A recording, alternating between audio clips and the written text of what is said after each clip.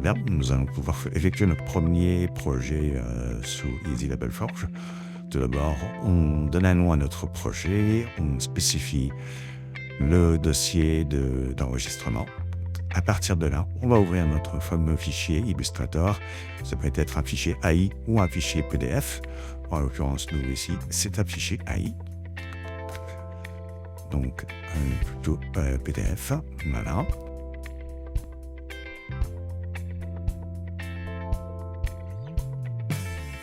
Et là, on va pouvoir charger son OBJ qui correspond exactement au format de cet étui. Donc, à partir de là, hop, on peut le vérifier, on s'assure qu'il s'agit du bon fichier OBJ et on peut lancer donc Open Easy Label Forge pour pouvoir ouvrir et décoder ce fichier. Voilà, là on arrive dans notre fameux onglet Mask Designer. C'est ici que l'on va pouvoir setuper nos différents plongées qui vont permettre de créer nos différentes couches. En bas, on a notre fameux outil de Box and Wrap. Donc, c'est ici que l'on va sélectionner une par une des faces qui formeront notre UV de cette boîte. Bon, il suffit tout simplement de dessiner notre rectangle les uns après les autres, de la gauche vers la droite. Aussi simplement. L'avantage, c'est que l'on peut snapper ces ROI, donc ces rectangles, les uns aux autres pour plus de facilité. Donc, la partie basse n'est pas nécessaire, on peut s'arrêter sur la 5e face. Donc, dès que celui-ci est fait, donc on peut ressortir de ce mode Box and Wrap. On va créer notre premier groupe de layers, à savoir le groupe texte. Ribbon Nano. Voilà, c'est fait. Et là, on va sélectionner tout simplement les éléments que l'on veut intégrer à ce groupe pour pouvoir former notre fameux matériau qui correspondra à ces textes. Donc là, ça me semble plutôt OK, pas la peine de tout sélectionner. Dès que l'on valide avec la touche Entrée, donc on peut, sur notre partie droite, vérifier qu'il s'agit bien des éléments que l'on a choisis. Ensuite, on va faire la même chose pour le texte rose. Donc, on donne un dossier, un groupe texte rose. Donc, on sélectionne notre fameux texte. On crée et on génère notre fameux masque également. Il nous reste cette petite illustration. À partir de là, on peut utiliser les outils interactifs pour créer cette sélection de monde. Donc, on va créer notre ellipse à partir du centre. Les outils comme Shift ou Alt permettent de créer un cercle à partir du centre ou de créer un cercle totalement rond avec un ratio à 1.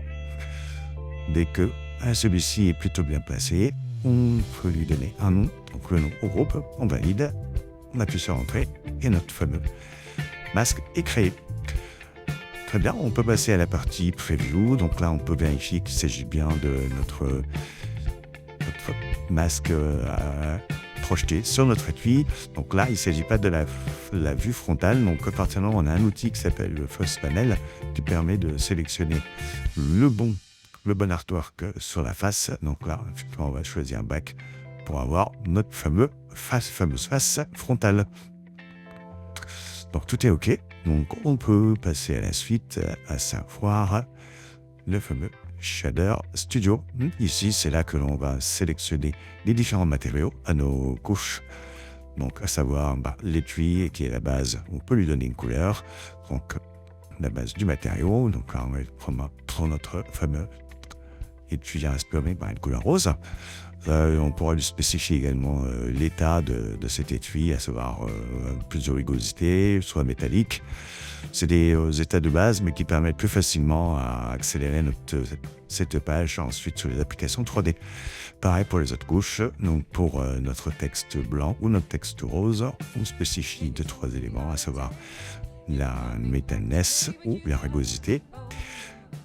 Dès que tout ça nous semble plutôt bon, on valide. Donc on spécifie aussi la résolution de notre sortie.